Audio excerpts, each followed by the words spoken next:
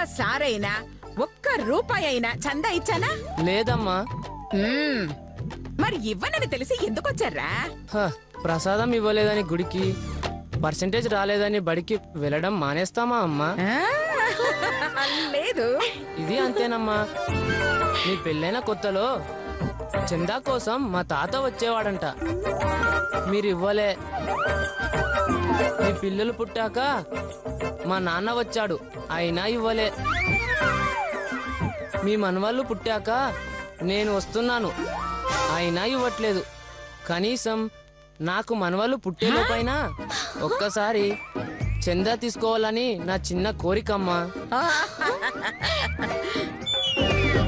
అబ్బబ్బబ్బబ్బబ్బా, ఈ చందా వెనక ఇంత పెద్ద స్టోరీ ఉందా? ఒక డైలీ సీరియల్ కి సరిపడా ఉంది.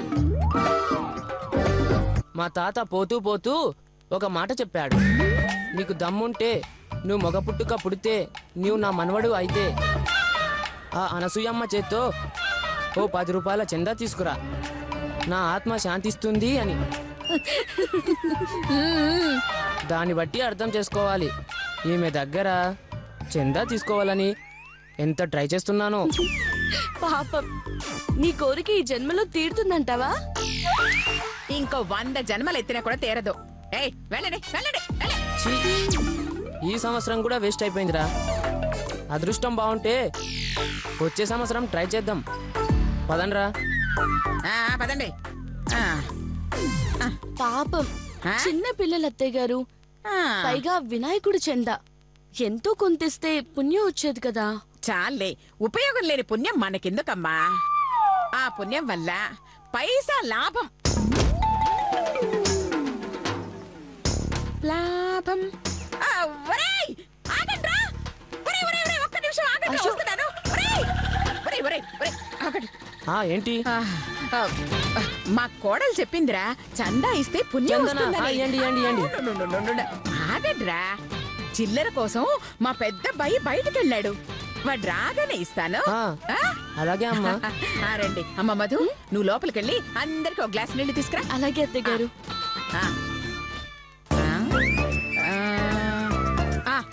ఒరేయ్, చందా ఇచ్చే లోపల ఒక చిన్న పనుంది, చేస్తారా? మీరు చందా ఇస్తే నా ప్రాణమే ఇస్తానమ్మా.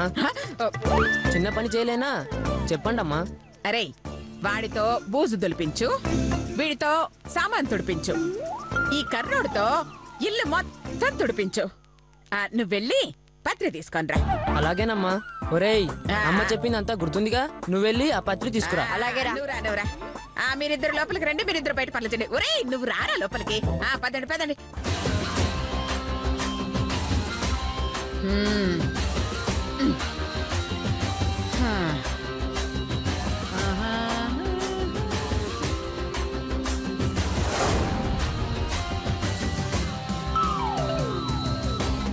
ఒరేయ్, చేస్తున్నారా? చేస్తున్నామమ్మా.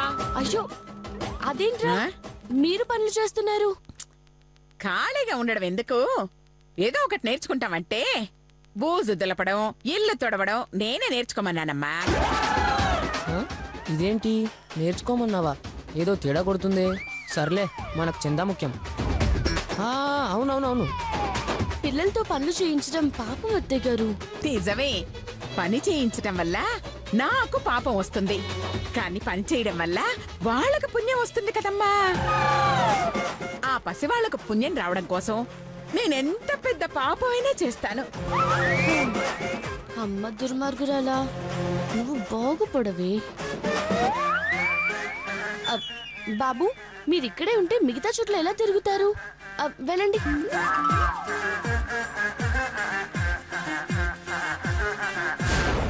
అమ్మా, చందా ఇవ్వమ్మా. అయ్యో, వాడు చిల్లర తేలేదే. సర్లే, ఇంతసేపు పనిచేశారు కదా, నేనే ఇస్తానులే. రా, ఇదిగో. రూపాయా? ఇక్కడ చేసిన పనేదో బయట చేసుంటే ఓ 500 వచ్చుండేవి. కర్మ. పదండ్రా. ఆగరా. అసలు ఈ చందాలు అడగకుండా ఎంచక్క ఆడుకుంటూ పాడుకుంటూ ఎంజాయ్ చేయొచ్చు కదరా. వెధవశ్రమ ఎందుకు మీకు? శ్రమ శ్రమ అని ఎవరు చెప్పారమ్మా? ఈ చందాలతో మేము ఫుల్లుగా ఎంజాయ్ చేస్తాం. ఎంజాయా? ఎలాగరా? అది చెప్పను. హా? ఏ ఎందుకు చెప్పు? ఓ 10 రూపాయలు ఇస్తే చెప్తాను. హా? పదంటే కష్టం. ఓ 5 ఇస్తా. సరే అదే ఇవ్వండి. ముందు నువ్వు చెప్పరా. చందా డబ్బంతా పోగు చేస్తాం. మాకు నచ్చినవన్నీ కొనుక్కుంటాం. హా? సినిమాకి వెళ్తాం. మిగిలితే బట్టలు కొనుక్కుంటాం. హా? ఏదో చిన్న విగ్రహాన్ని పెట్టి నిమజ్జనం చేసేస్తాం. హా? రోజు భక్తులు ఇచ్చే ప్రసాదాలు తిని పడుకుంటాం. వచ్చిన కొబ్బరి చిప్పల్ని అమ్ముకుంటాం. హా? హా? చివరికి లడ్డూ వేలం పాట వేసి ఆ వచ్చిన డబ్బుల్ని అందరం పంచుకుంటాం. చూశారా మేము ఎంత ఎంజాయ్ చేస్తున్నామో. సరే సరే గాని ఆ 5 రూపాయలు చందా ఇవ్వండి. చిల్లర లేదురా, రేపురా. విధవ జన్మ. రే పదండ్రా.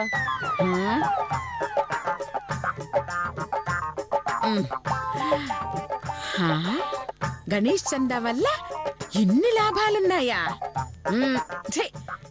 బద్రి, రంగా, లత, శిరీష రండ్రా. లత, శిరీష ఎక్కడికెళ్ళారే? పిలుస్తున్నాను కదా. వస్తున్నా అత్తయ్య గారు. రండి.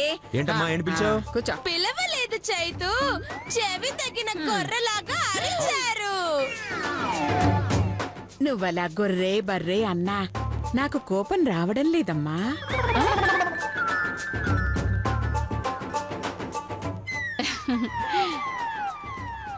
తోలు మందం అయ్యే కొద్దీ కోపం పౌరుషం పోతాయంట అత్తయ్య గారు. ఈ వంకతో లత నువ్వు నన్ను తిట్టావని తెలుసు. అయినా నీ మీద నాకు కోపం రావడం లేదు. ఎందుకో తెలుసా?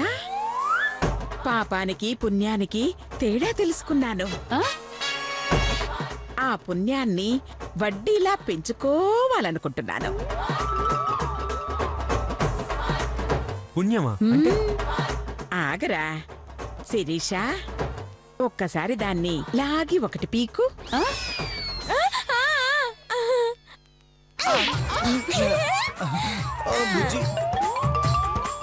చూసావుగా, శిరీష నిన్ను కొట్టడం పాపం, తిరిగి నువ్వు ఆమెను కొట్టకపోవడం పుణ్యం కదా. అయితే నాకు పాపమే కావాలి అత్తయ్య గారు.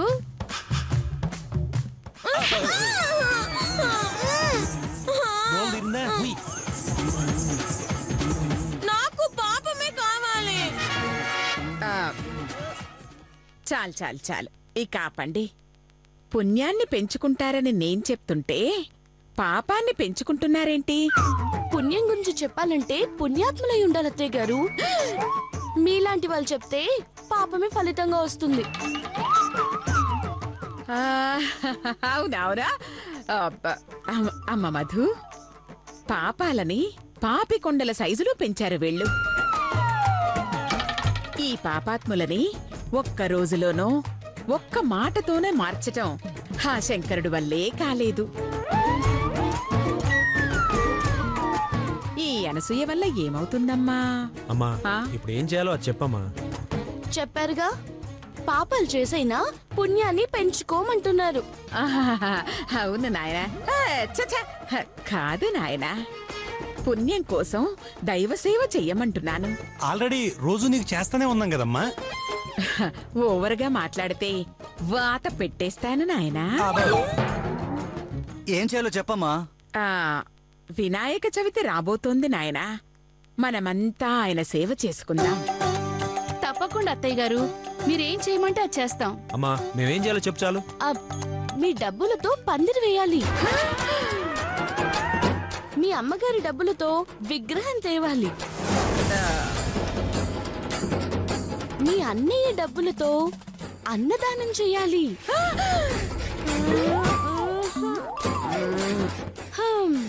ఈ 11 రోజులు ప్రసాదం పంచిపెట్టాలి. అమ్మ మధు, నేను పుణ్యం పెరిగే పని చెయ్యమంటే నువ్వు నేను అప్పుల పాలయ్యే ప్లాన్ చెప్తున్నావేంటమ్మా?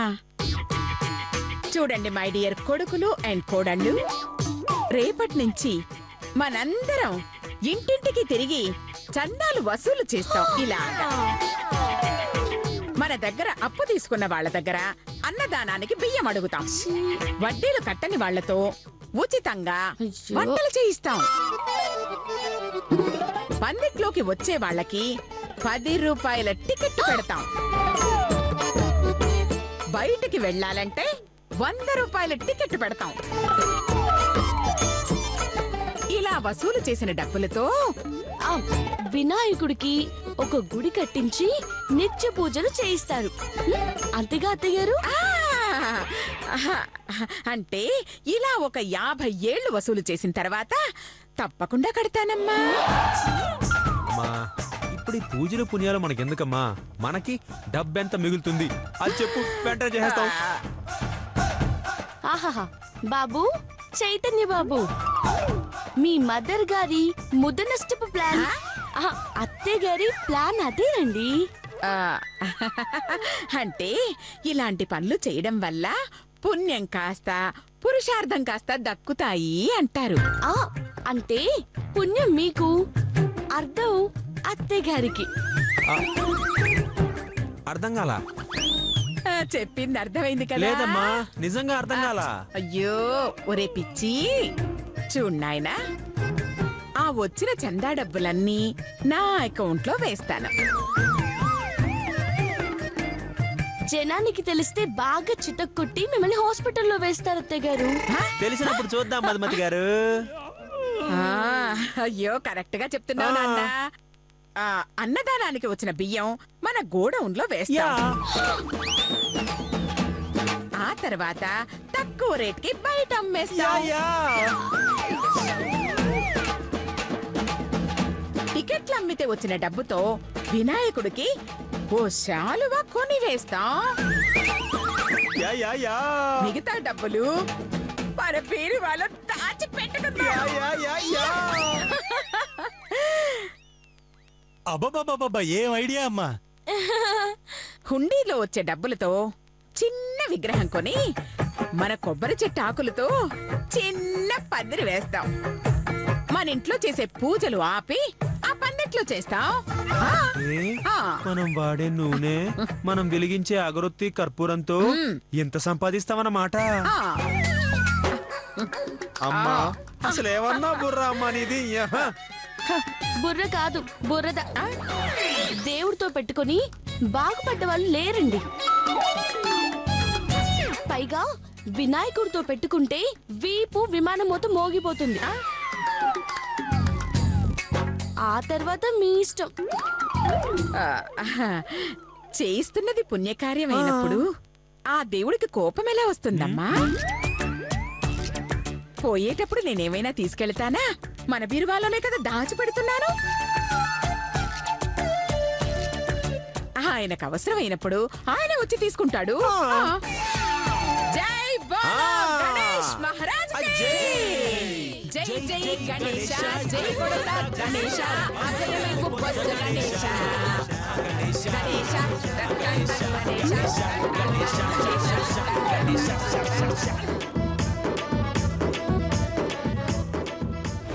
జై బోలో గణేష్ మహారాజ్ కి. పదండి, ఆగండి ఆగండి ఆగండి. చూడండి, మన వీధిలో ఒక్కళ్ళ దగ్గర కూడా మిస్ కాకుండా అందరి దగ్గర చందా వసూలు చేయాలి. అవును, షర్టు పట్టుకుని అవసరమైతే జుట్టు పట్టుకునైనా వసూలు చేయాలి. చేయండి. ఆ గణేశుడికి కోపం వచ్చిందంటే మొత్తానికి మోసం వస్తుంది, జాగ్రత్త. మధుమతి గారు, గణేశుడి కోపం రావడానికి మేమేం పాపాలు చేయట్లా, పూజలు చేస్తున్నాం అంతే. అవునమ్మా, ఈ పూజలతో మేం చేసిన పాపాలకి ప్రాయశ్చిత్తం చేసుకుంటున్నాం అంతే. అదిగో అప్పారావు వస్తున్నాడు. అప్పారావు గారు, అప్పారావు గారు, నమస్కారం. నమస్కారం నమస్కారం. అప్పారావు గారా? అరే మిమ్మల్నేనండి. ఏంటి నన్నే? ఇంతకు ముందు అరే అప్పారావు అనేవాళ్ళు, ఇప్పుడేంటి అప్పారావు గారు కారు అంటున్నారు? ఏం లేదు సార్, మన ఏరియాలో గణేష్ ఉత్సవాలు చేస్తున్నాం, అందుకోసం మేమందరం చందాలు వసూలు చేస్తున్నాం. ప్రతిసారి మాలాంటి వాళ్ళకి టెండర్ పెట్టేటోళ్ళు ఇప్పుడు ఏకంగా వినాయకుడిగా టెండర్ పెట్టారన్నమాట.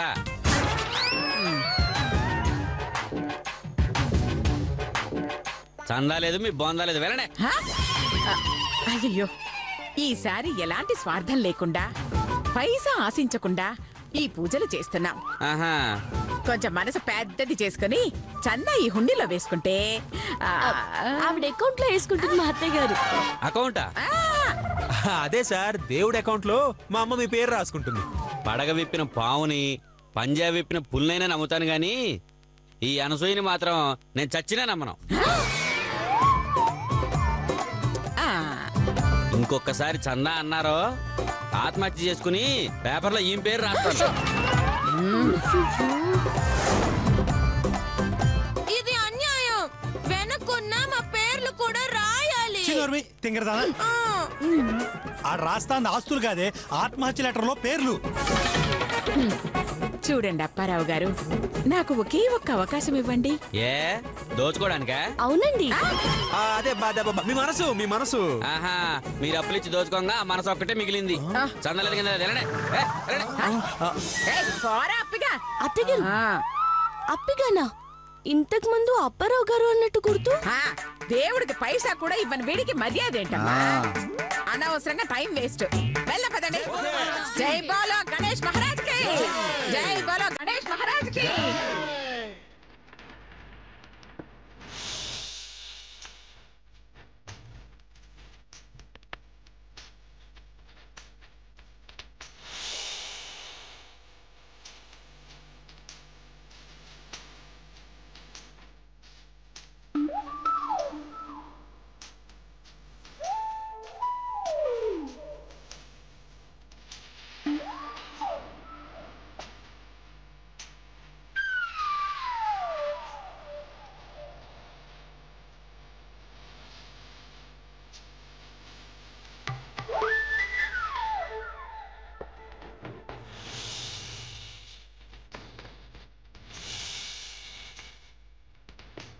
జై బోలో గణేష్ మహారాజ్ కే. ఏంటో గణేష్ పూజ చేస్తున్నావా?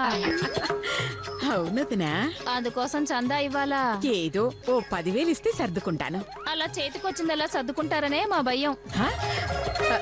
చచ్చా, దేవుడి విషయంలో మోసం ఎందుకు చేస్తాం? మీ విషయంలో అయితే చేస్తుంది కానీ అదే ఆంటీ, చందా డబ్బులు నొక్కేయడాలు, ప్రసాదాలు మొత్తం అమ్ముకోవడాలు, కొబ్బరి చిప్పలతో చట్నీలు, పళ్ళతో ఫ్రూట్ సలాడ్లు చేసి దాచుకోవడాలు అలాంటివేవీ చెయ్యదు. అంతేకాదు లాస్ట్ రోజు లడ్డు పాట పెట్టి ఆ వచ్చిన డబ్బులు కూడా నొక్కే తెలుసా? హలో, వాళ్ళకి మా గురించి తెలుసులే గానీ తమరు కొంచెం ఆంటీ, మీరిచ్చే ప్రతి పైసాకి మేము రిసీట్ ఇస్తాంగా. నాలుగు కూడా పనికిరాదు ఏం మాట్లాడుతున్నావు అని నేనండం లేదండి, ఆంటీ అనుకుంటుంది అంటున్నాను. ప్రతిరోజు ఉచితంగా ప్రసాదాలు పెడతాం. మీ కాదండి, దేవుడికి. మరి మాకేం పెడతారు? పూజ బాగా చేస్తామని ఒట్టు పెడతారు, పందిరికొస్తే బొట్టు పెడతారు, నిలదీస్తే జుట్టు పట్టి నేల కొడతారు. కొడతారా? అయ్యో, అంటే అలాంటి పనులు కాకుండా బాగా గ్రాండ్ గా చేస్తారని మా కోడలు ఉద్దేశం. అవునవును, మీకు పిచ్చెక్కించేంత గ్రాండ్ గా చేస్తారండి. మీకు చందాలు ఇచ్చేది వినాయకుడికి పూజ చేస్తారని గాని నాకు పిచ్చెక్కిస్తారని కాదు. చందాలేమి ఇవ్వం, వెళ్ళండి. వెళ్ళవయ్యా, వెళ్ళు. ఎందుకు ఇవ్వవే? మర్యాదగా ఇస్తావా ఇవ్వవా? లేదంటే కాళ్ళు విరక్కొట్టి మంచానికి కాళ్ళు చేయించుకుంటాను. జై బోలో గణేష్ మహారాజ్ కి, జై బోలో గణేష్ మహారాజ్ కి, జై బోలో గణేష్ మహారాజ్ కి.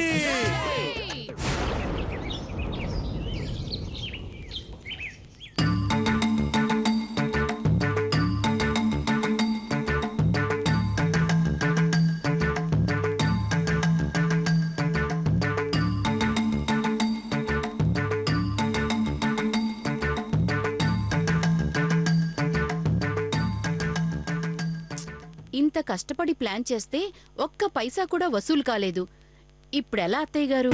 వదిన, అమ్మింత దీర్ఘంగా ఆలోచిస్తోందంటే ఖచ్చితంగా ఏదో ప్లాన్ వేస్తుంది. వేస్తుంది కాదు, ఆల్రెడీ ప్లాన్ వేసేసాను. ఏంటమ్మా అది? ఒక్క నిమిషం. అనసూయమ్మ గారు, ఇదిగోండమ్మా పాంప్లెట్స్.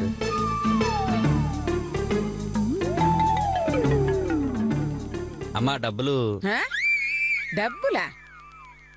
ఈ పాంప్లెట్స్ నీ చందా కింద రాసుకో. ఏంటి చందా కింద 500 పాంప్లెట్స్ రాసుకుంటారా?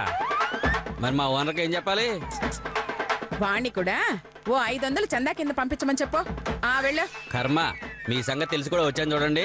నా చెప్పుతో నేను కొట్టుకోవాలి. మీకెందుకండి శ్రమ, నా చెప్పిస్తా కొట్టుకోండి. Thanks sir. ఏం ఫ్యామిలీ అండి మీది. అయ్యో కర్మ. ఛీ.